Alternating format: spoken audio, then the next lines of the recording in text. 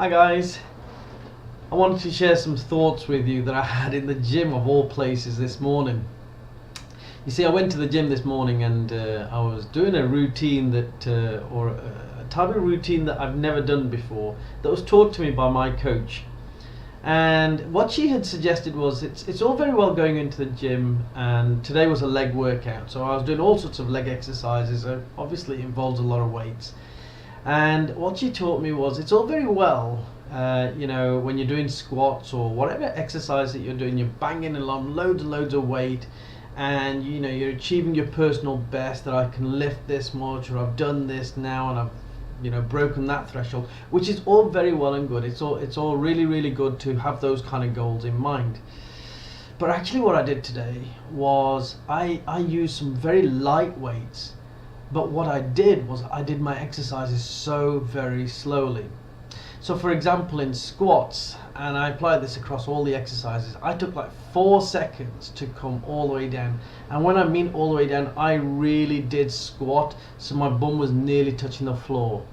And then I rested there and brought it back for 4 seconds all the way up. Now I did this on virtually all the exercises that I was doing today. And I have to say that, like 45 minutes later, I walked out of that gym and my legs were wobbly. And yet the weights that I was lifting were very, very light. And it made me realize a couple of things. That this doesn't just apply to the gym. It applies in life. You see, we've heard these phrases before about quantity versus quality. Phrases like less is more sometimes. And I started applying these to various aspects of life and thought, does this work?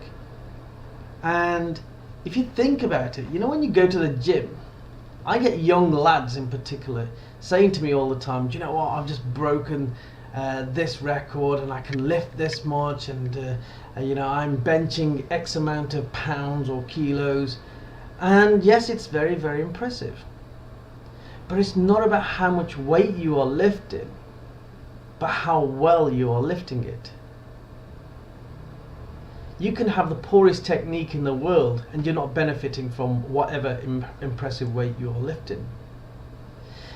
When it comes to dieting, I hear so many people, and we're now just coming into summer here in the UK, I hear so many people talking about dieting. And when we automatically think about dieting, we automatically think about eating less, don't we?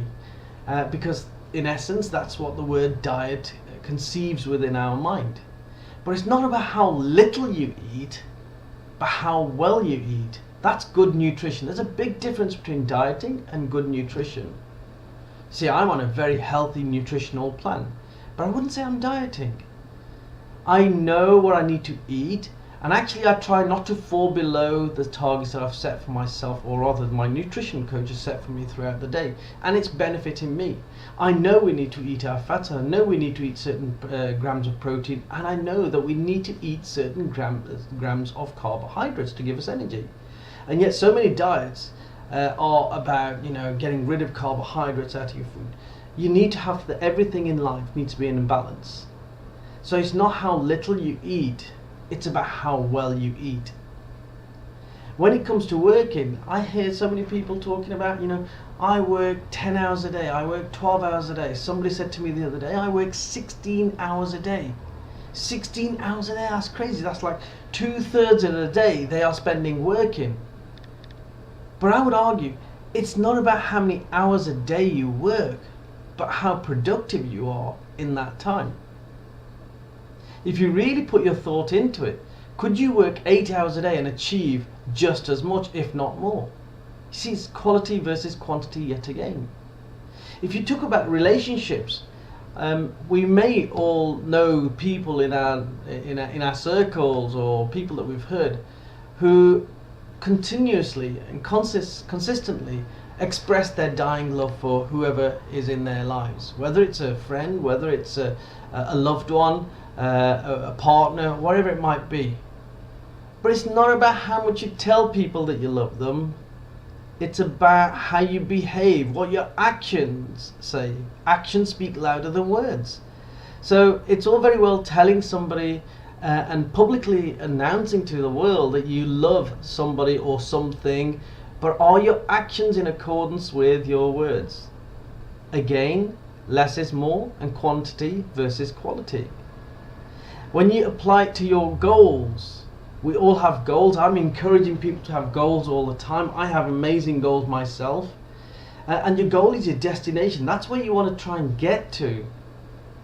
But are you blindly going towards your goal and not savoring the journey that you're on?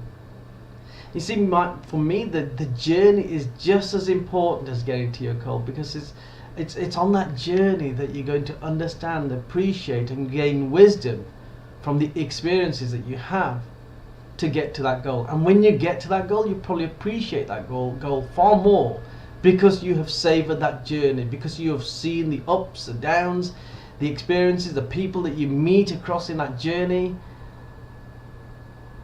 So I guess my message is this: forget looking at quantity, forget looking at how far you have traveled, forget looking at how much money you have earned, forget looking at how much food or less food you are eating, forget how much weight you are lifting, and think rather about the quality in your life.